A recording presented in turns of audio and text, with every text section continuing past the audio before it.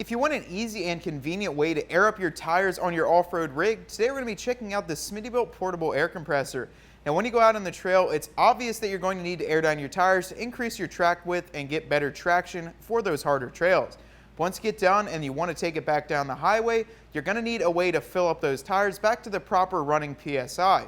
This Smittybilt air compressor features 2.54 CFM, a durable carrying case, and everything that you need to use it on your off-road rig. So we're going to pop the hood of our 08 JK Wrangler, get it hooked up, and show you guys how it works. Okay guys, our hood is popped. We've got our Smittybilt air compressor out of its carry case. Now what I'm going to do is hook up the negative and positive battery terminals. Positive will go on this side on a JK.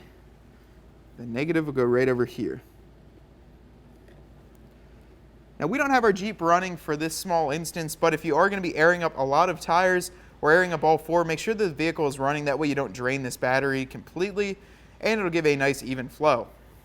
Included with the kit, you're going to find your coiled 15-foot air hose as well as a pressure gauge, which is going to allow you to read in PSI. Now to hook this up, there's a quick connection on the end of the hose, and that's going to go right at the compressor end. Simply going to slide in and it'll be a nice and secure connection. Now we're going to thread this brass fitting onto our valve stem.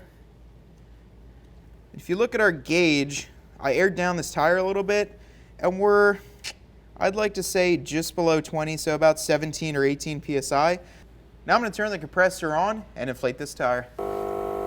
It's actually really quiet. You guys can still hear me talking. It's not a very loud compressor. It stays relatively cool too while we're operating. We've had it going for about 5 minutes now. Still cool. It's nice because it sits on these rubber isolators. Then there's rubber underneath this base plate, so it's really insulated. It doesn't vibrate at all. Hope you enjoyed that video. To stay up to date on our CJ Off-Road videos, make sure to subscribe up top here. And for any other installs, make sure to click the link right above.